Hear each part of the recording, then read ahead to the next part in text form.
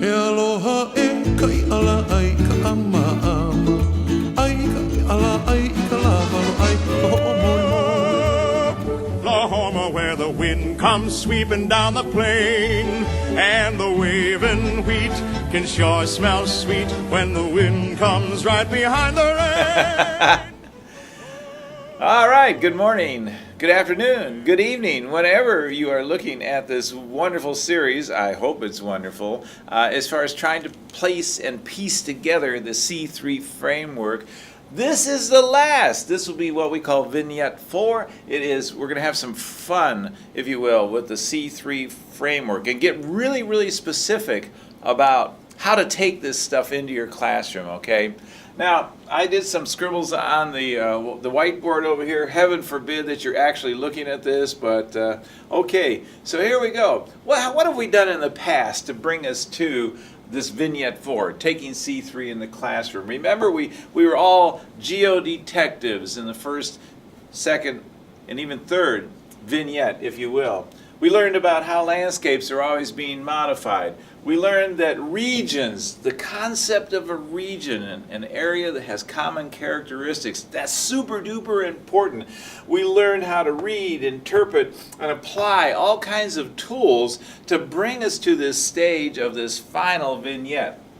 And of course, we did the definition of geography. And to everybody that's watching this, it's really different for a lot of people, but it's just the idea that you have a space, you have a place, and you look at it through a geographic lens, if you will. And of course, those were the elements and the standards of geography, one of the tools, remember, that we were exposed to. So let's go back over here. Let's see what in the heck is going on as far as how do we now take this into the classroom. And I want to preface all this by saying that you already do so much of this, and some of you do every bit of this. It's just maybe not within this particular structure. So congratulations, you're more than on your way to becoming the enlightened ones of the classroom, if you will.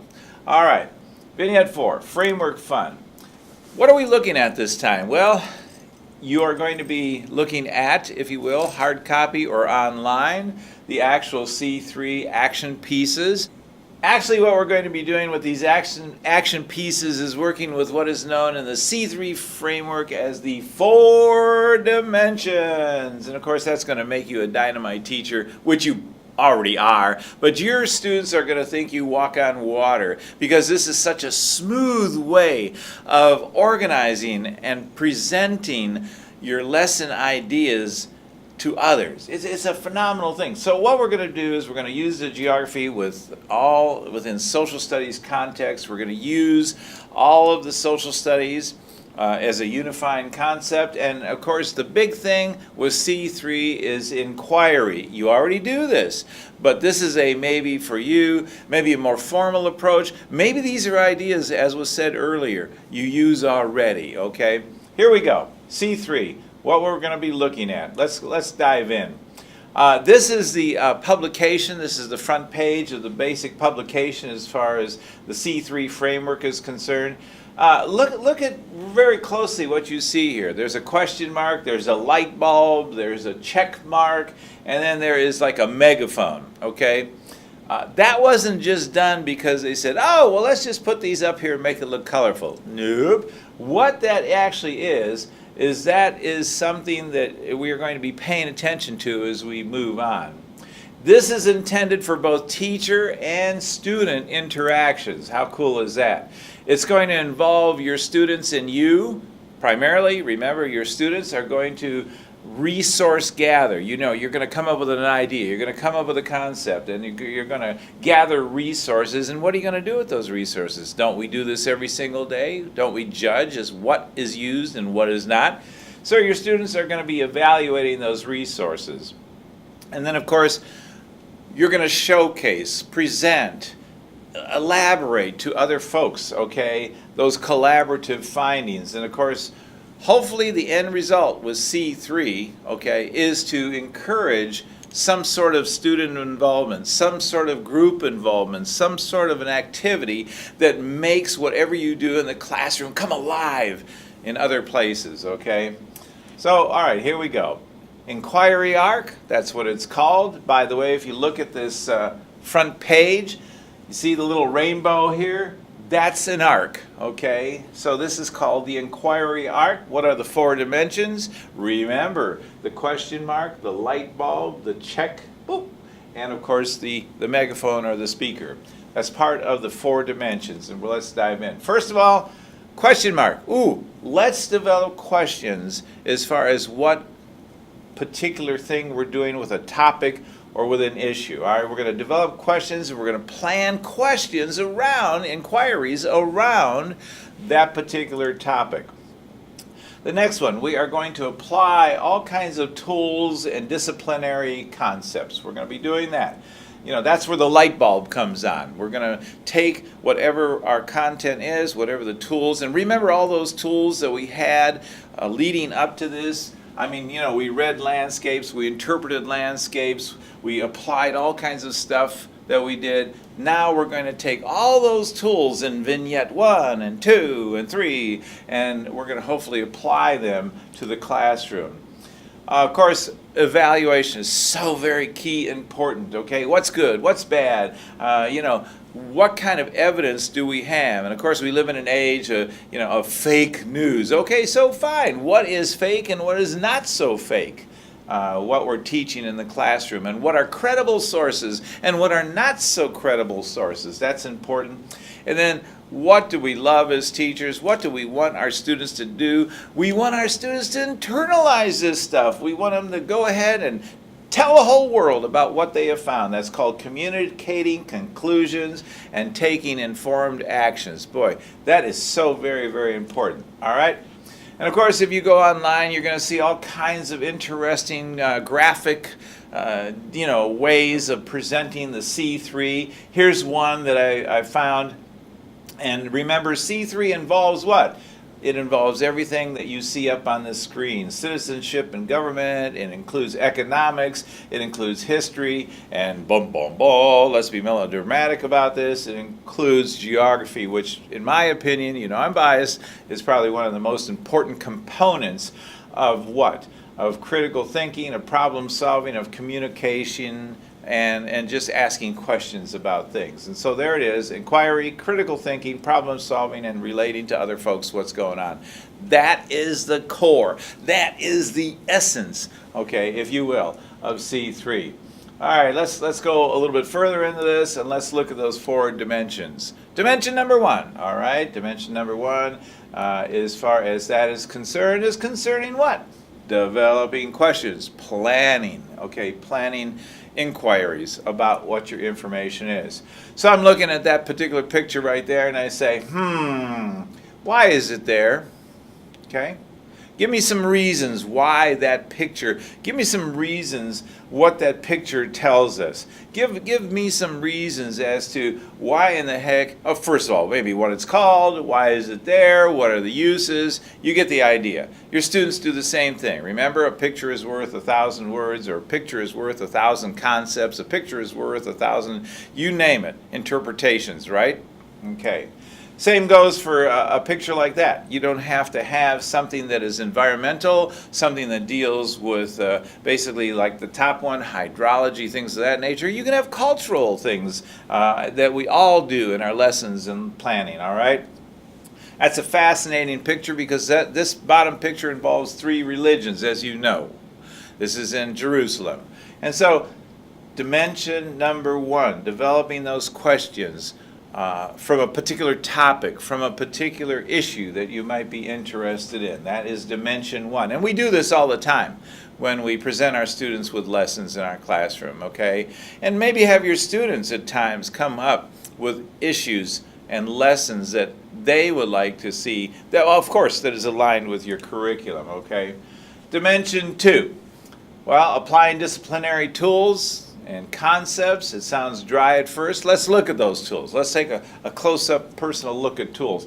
Tools can be what we've already previously have had in our other vignettes, right? It could be that wonderful Elements and Standards page. It could be the Lewis axioms that we did earlier. It could be the ABCs of geography. It could be the Meinig interpretations. We can go on and on and on. Those are the tools that you can assist your students in thinking about that particular topic or issues, okay? Tools can be maps. We did a lot with maps as far as regions, as far as different things are concerned.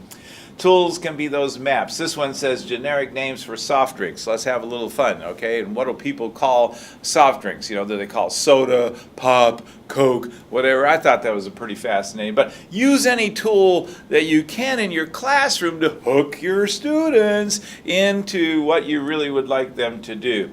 Concepts are represented by tables, which you will have in your packet. You should already have these packets in front of you, or they're online. They're online with tables 16, 17, 18, and 19 in the C3 framework, and we'll be talking about that, okay?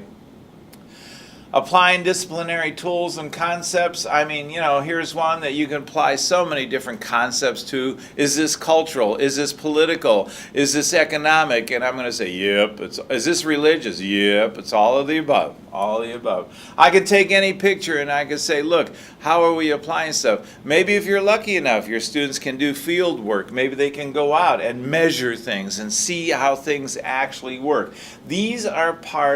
All of these are part of Dimension 2, applying tools and concepts to geography or the social sciences, okay? Let's talk a little bit more. Let's get into this a little bit more. Remember, Dimension 2, that's on Table 16. You've got that, okay? It's geographic representations of maps, right? There we go again.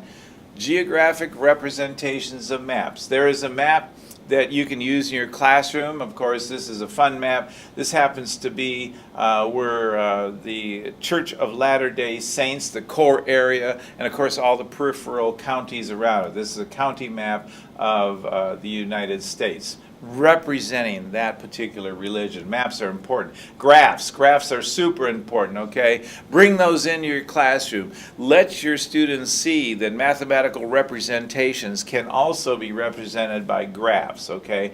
And this one I picked is gender imbalance at birth as far as particular things are concerned in your classroom, okay? So this is a sort of a fun one as far as what's going on as far as the average sex ratio birth, and this is a global map, if you will, and what's happening as far as it says here, I might read this to you. This is pretty fascinating. In 2012, for every 100 girls born, there were 116 boys.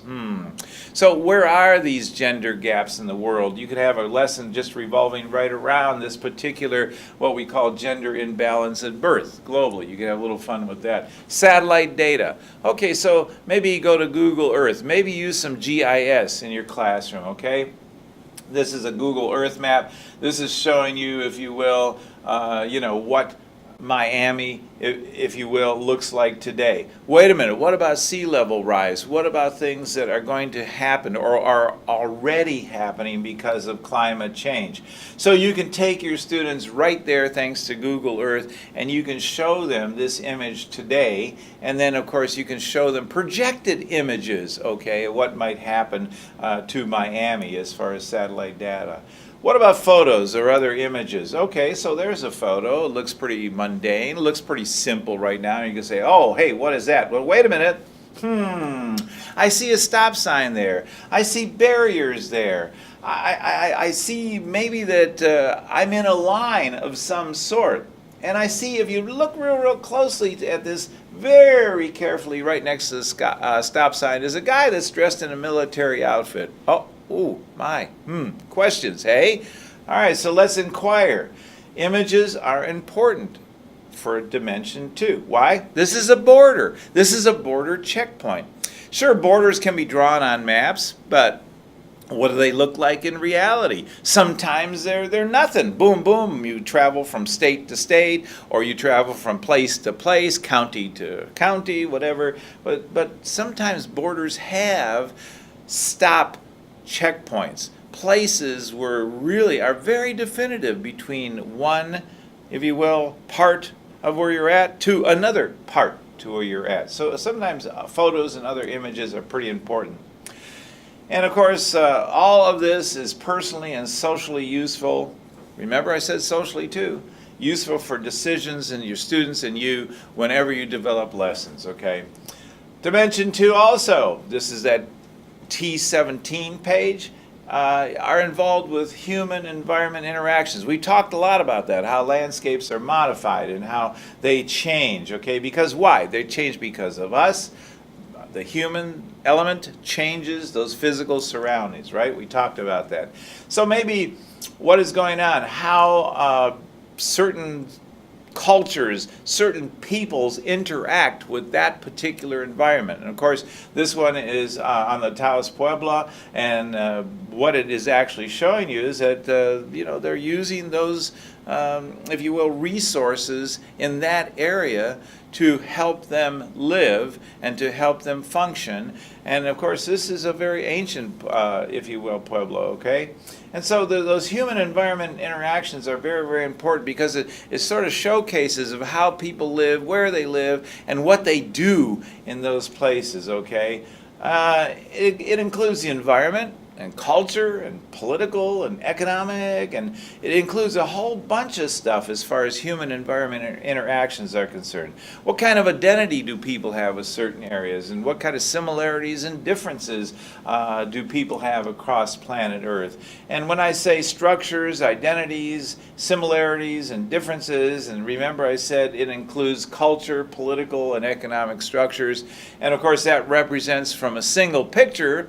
You can represent it by maybe, I don't know, a governmental, environmental, political, cultural layer, just simply taking a picture of our nation's capital and saying, hey, listen, this is where all of these things should be discussed and should be decided upon as far as on a national level is concerned. So bring all that into your lessons.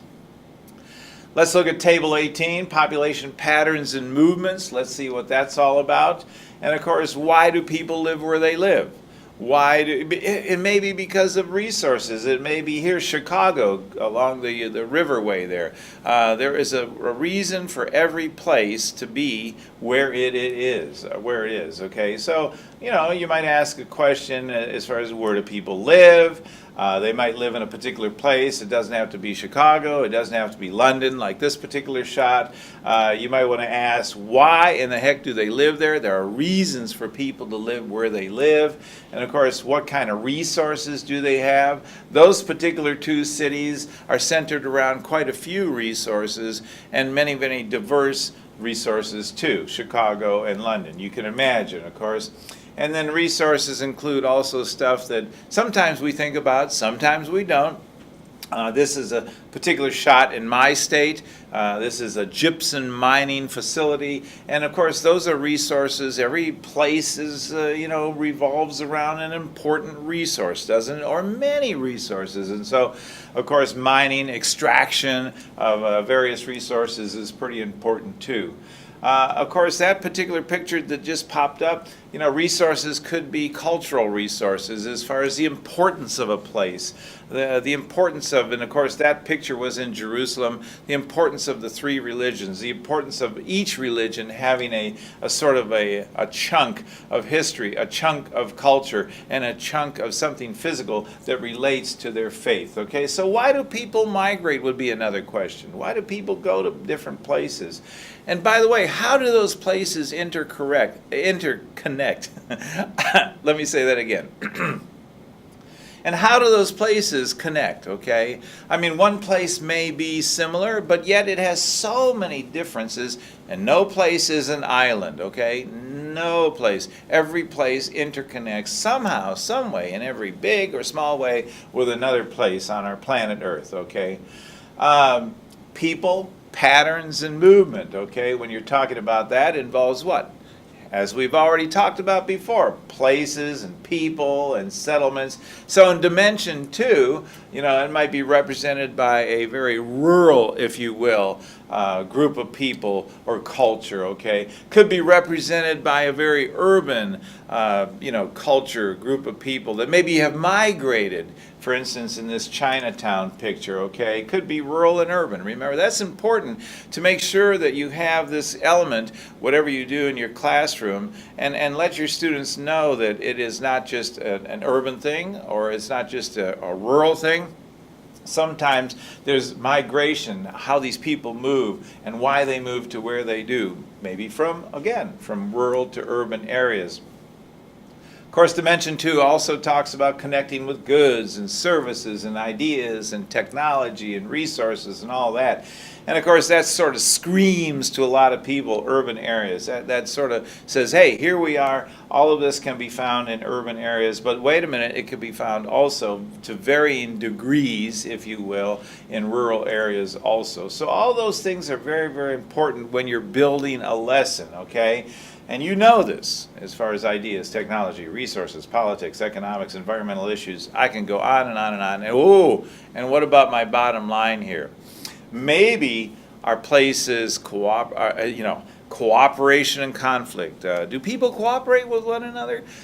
Do people have conflicts with one another? Do we stereotype? Well, how do we handle ourselves as various cultures understanding other various cultures? So all of that sort of works into the mix of having your students become active learners, have them actually think about things, and have them really relate to things that we think are pretty important, okay?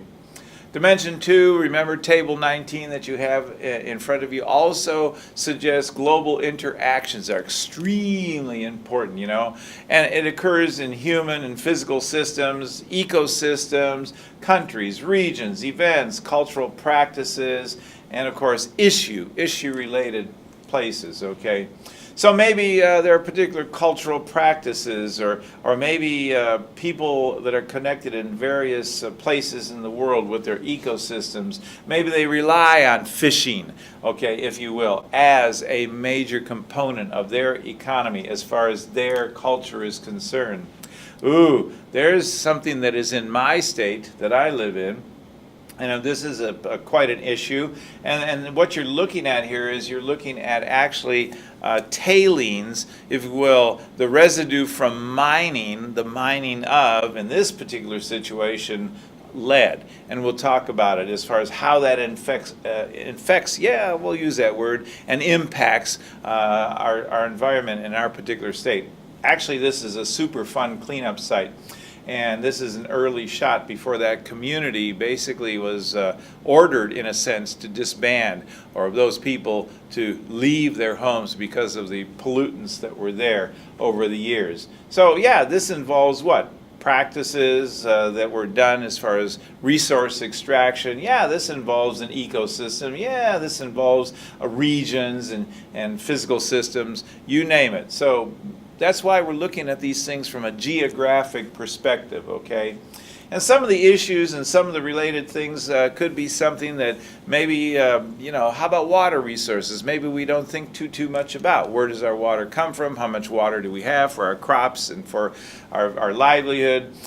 This is a shot of Hoover Dam. And of course, if you look at this shot very, very closely, it brings up quite a few issues as far as resources are concerned, because if you notice the discoloration, okay, between the water level and of course those hills that are nearby, you'll see that the water level really is dropping. And there's another thing, why, okay? I always ask you, being that geodetective again, remember?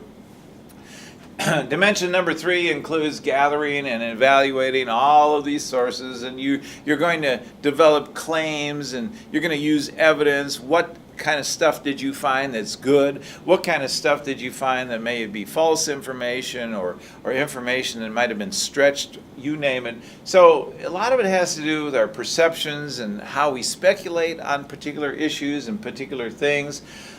Personal experience your students are going to bring into this, as are you. Maybe friends and people that you know have opinions about various topics and issues. And of course, bottom line, recognizing fact from fiction. You're going to notice that there's a sort of a missing component to this. And of course, what are we impacted with every single day of our life? Media and the sources. So where are your students going to get these sources? Where are they going to learn about these issues and topics that you take into your classroom or that you would like your students to sort of think about, all right? And of course, here we go. I mean, come on, there's YouTube and of course various websites, for better or for worse. Yep, magazines, books, newspapers, things of that nature. You can have your students sort of research things. All kinds of other social media, primary source documents are extremely important, television, radio, you name it. And of course, you can probably come up with some other ideas as far as media sources. But that's what your students are going to turn to. That's where they're going to go look as far as learning, that first step, learning about a particular issue, learning about a particular place. All right, moving on, dimension 4. So after they gather all of this information, after they learn and prove or not prove the evidence that they have found, bottom line is let's communicate this. Let's make learning really active. Let's take this, okay, and communicate to others, not just maybe our classmates.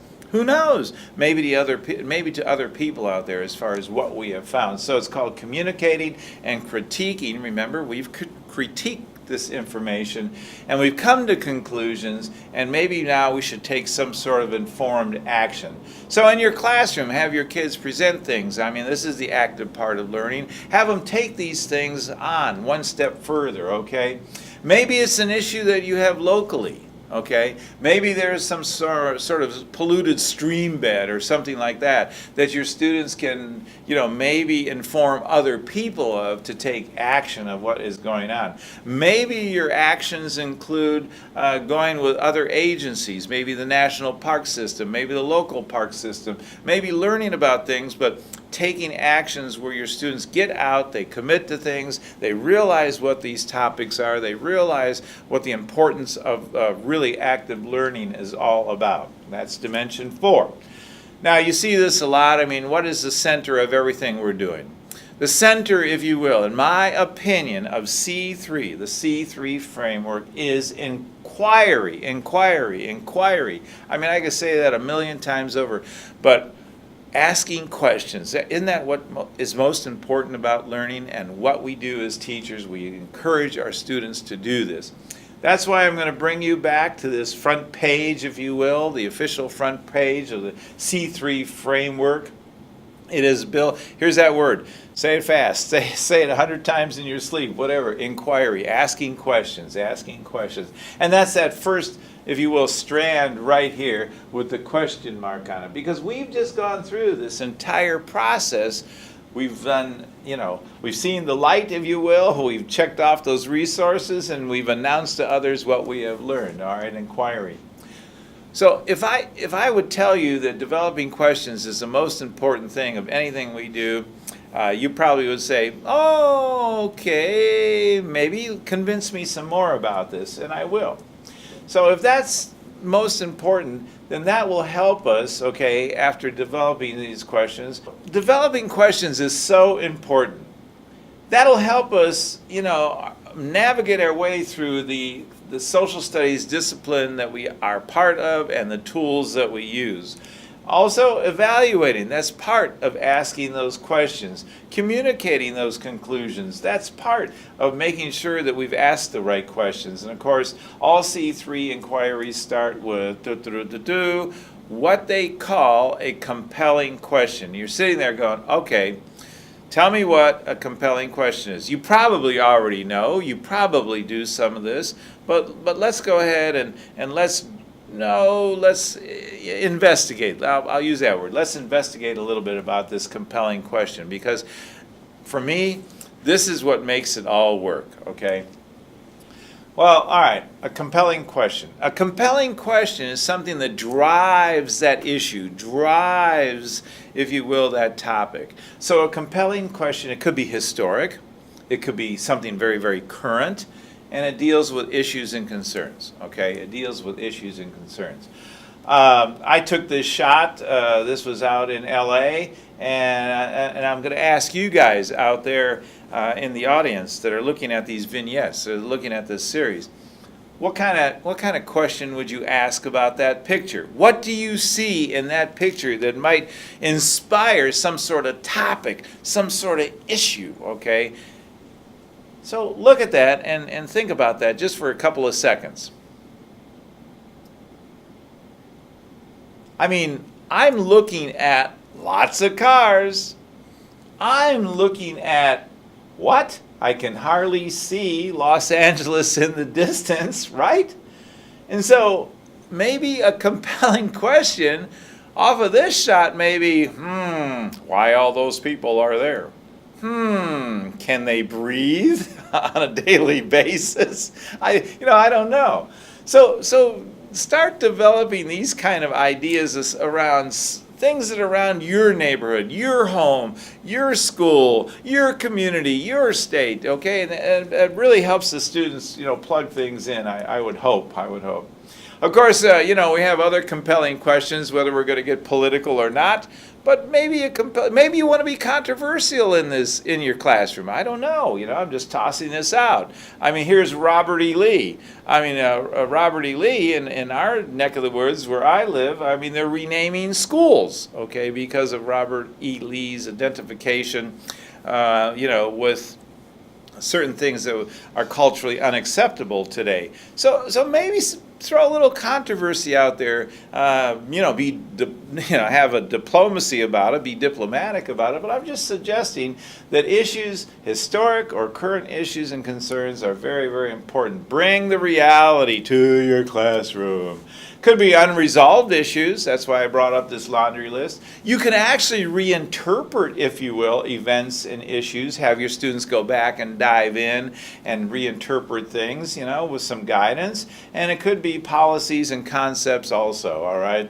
But focus on that curiosity that your students have. Focus on how things will work. And let's go back to the original, if you will, question. What in the heck is a compelling question? All that you see on this screen, that's how to think about a compelling or most important or driving question to take into your classroom, to have your students work with and maybe massage as far as learning is concerned. Compelling question.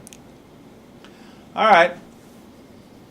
Let's get really specific. Let's see what I would do with a compelling lesson before we wrap up this vignette, all right? Remember, important issue, historical or contemporary. I'm not telling you what that is. You can see, all right? Criteria, let's see. Is it debatable? I'm looking at that picture. I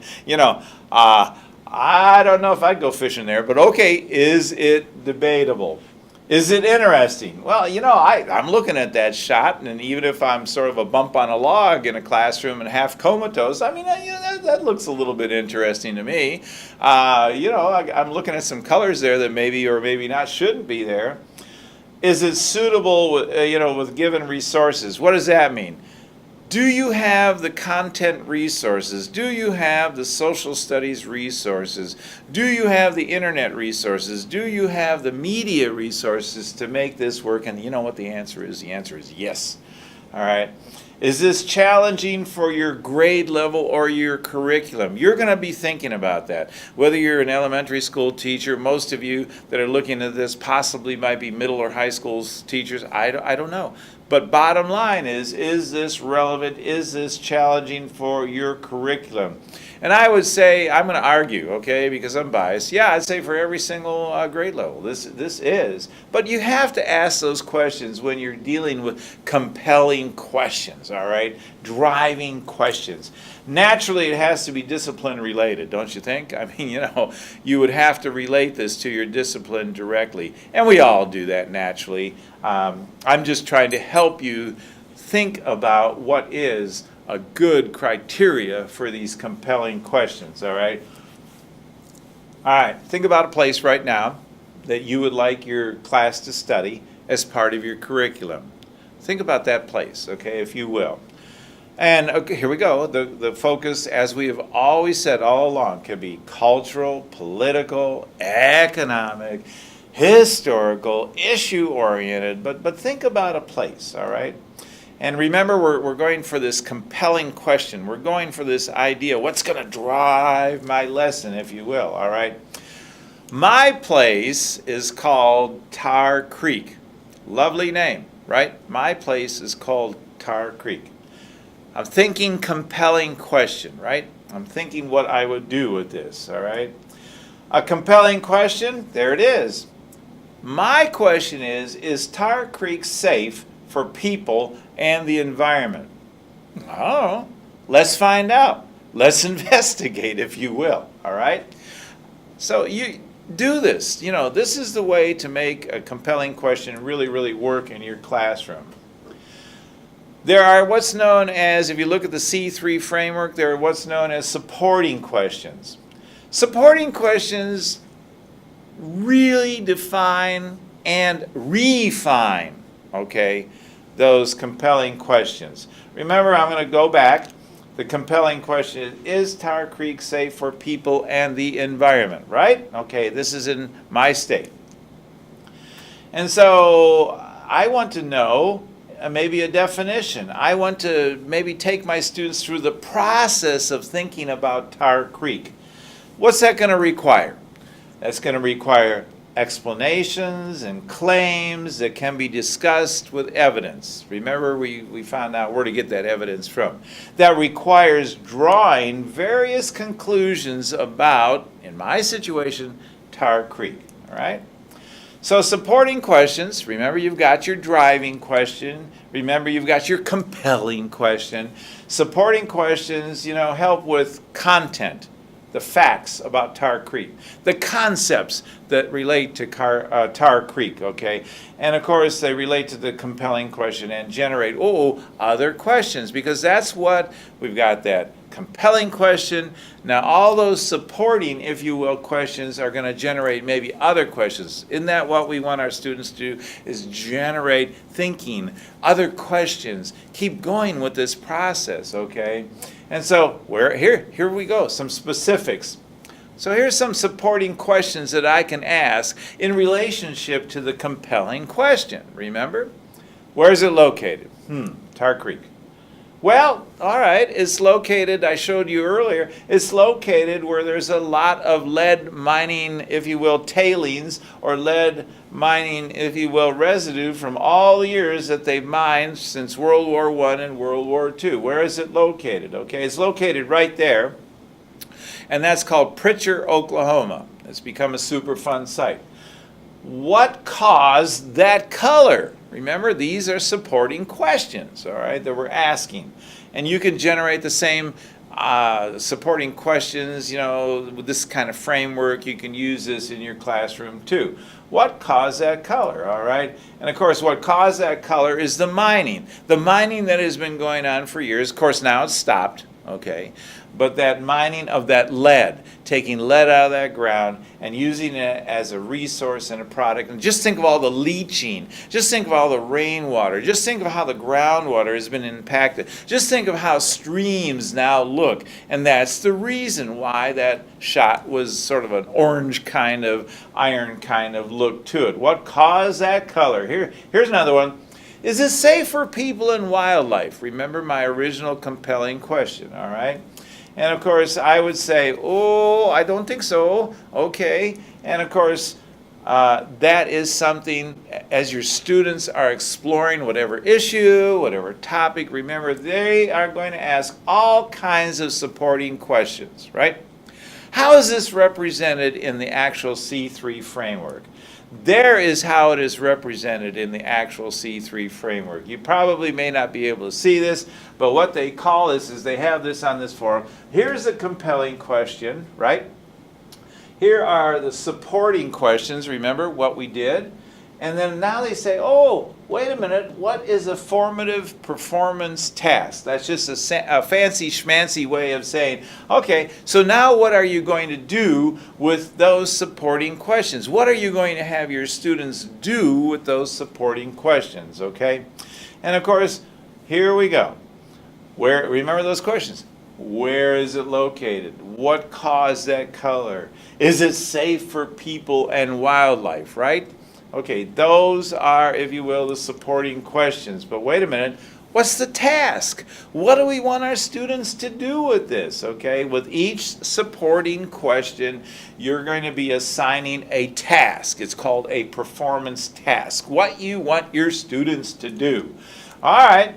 Well, the task will help students in answering those questions. You know, maybe the task might be research, fact-finding. That's what it really is. And how are you going to do that? You're going to go to, here we go again. Remember that laundry list I showed you earlier here? Okay. Website, books, videos, interviews, documents, news, and other media. Okay? That's where they're going to go to answer where is it located, what caused that color, is it safe for people and wildlife. So now you're getting a feel of how to really specifically hone in on the C3 framework that we are introducing to you, okay? And of course, that's it. I mean, how simple is this? So what have we done? All right. Well, we took C3 into your classroom. You use already, I'm sure, many of these techniques already in your classroom. What do? We developed a lesson and created, or I actually created around a specific topic and issue. Mine, remember, was Tar Creek, and I asked that compelling question, and I asked those supporting questions, if you will. And of course, questions. We have formulated those questions, we applied critical thinking, we brainstormed, problem solved, we did all of that, and what is the end result? The end result is we have our students internalize this. What do? They present their findings either to their class or to other people, and they have that opportunity to take what really is internalized learning, isn't it? Informed action, okay? That's why, okay, it's called C3, College, Career, and Civic Readiness, because this makes us all great civic citizens, if you will. It helps us sort of understand what kind of careers we may or we may not want to go into. And maybe, who knows, maybe we might be so interested in what we're doing, maybe we want to go to college and learn more or become more professional about it. C3. Thanks for being part of this C3 series of 4 vignettes that we have looked at. 4 vignettes that have really helped us to understand geospatial relationships, geography, for what it's worth. The bell that you hear in the background, if you do, is part of a place where I'm sitting. It's called the University of Oklahoma campus. This is my home university. The reason why I'm bringing that up is because everybody has an idea of a particular place. Everybody has a sense of place and space. And so that's why we're here at this particular place, to help you understand that everything we've done in this whole series is really based upon a sense of place, a sense of space, and being a geodetective. So hey, take these C3 concepts, apply them in your classroom, take any situation, any place, and make sure that geography comes alive. Make sure that things come alive in your classroom as best you can. Thank you so much for being part of this series.